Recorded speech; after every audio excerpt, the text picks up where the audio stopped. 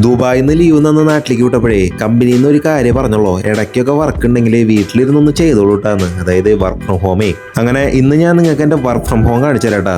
ദുബായിലത്തെ time വെച്ച് നോക്കുകയാണെങ്കിൽ ഇവിടെ ഒരു 10 മണി 11 മണിക്കൊക്കെ എണീറ്റാൽ മതിട്ടാ, അതന്നെ വലിയൊരു കാര്യം. പിന്നെ വേറൊരു കാര്യം എന്ന് പറഞ്ഞാൽ രാവിലെ നേരത്തെ എനിക്ക് കുളിക്കൊന്നും വേണ്ടല്ലോ. അങ്ങനെ രാവിലെ തന്നെ വർക്കെല്ലാം സ്റ്റാർട്ട് ചെയ്തുകൊണ്ടിരിക്കുമ്പോഴാണ് അമ്മ പറഞ്ഞത് പെങ്ങളുടെ കൊച്ചിനൊന്ന് അംഗനവാടിയിലൊന്ന് കൊണ്ടാക്കണം. അംഗനവാടി തൊട്ടടുത്തായതുകൊണ്ട് ഞാൻ ചെക്കനെ അവിടെ കൊണ്ടാക്കിയിട്ട് ഇതേ തിരിച്ച് വീട്ടിലെത്തി. അപ്പോഴേക്കും അമ്മ ബ്രേക്ക്ഫാസ്റ്റും ചായയൊക്കെ തന്നുട്ടാ. അങ്ങനെ ചായ എല്ലാം കുടിച്ചിട്ട് പണിയൊക്കെ ഒരുവിധം ഒതുക്കിയിട്ടാ. അങ്ങനെ ഒരു ഉച്ച കഴിഞ്ഞപ്പോഴേക്ക് അമ്മ തലയിൽ എണ്ണയൊക്കെ ഇട്ട് തന്നുട്ടാ. അങ്ങനെ കൂളിയും കാര്യങ്ങളൊക്കെ കഴിഞ്ഞിട്ട് വൈകിട്ട് ഫ്രണ്ട്സായിട്ടൊന്ന് പുറത്തേക്ക് ഇറങ്ങാന്ന് വിചാരിക്കുക. അങ്ങനെ ഞങ്ങൾ പുറത്തിറങ്ങിയിട്ട് വീടിന്റെ അടുത്തുള്ള ഒരു കടയിൽ പോയിട്ട് ദേ ഒരു സർവത്ത് കുടിക്കട്ടാ. ഇനി നേരെ ഞങ്ങൾക്ക് ഒരു സിനിമയ്ക്ക് പോകാനാണ് പ്ലാന്. തിയേറ്ററിലെത്തിയപ്പോൾ കാര്യമായിട്ട് ഒരു തിരക്കുണ്ടായിരുന്നില്ല. ഏതാ സിനിമ എന്ന് വെച്ചാൽ നമ്മുടെ ആസിഫ് അലിയുടെ മിറാഷ അങ്ങനത്തെ ഒരു പടമാണ്.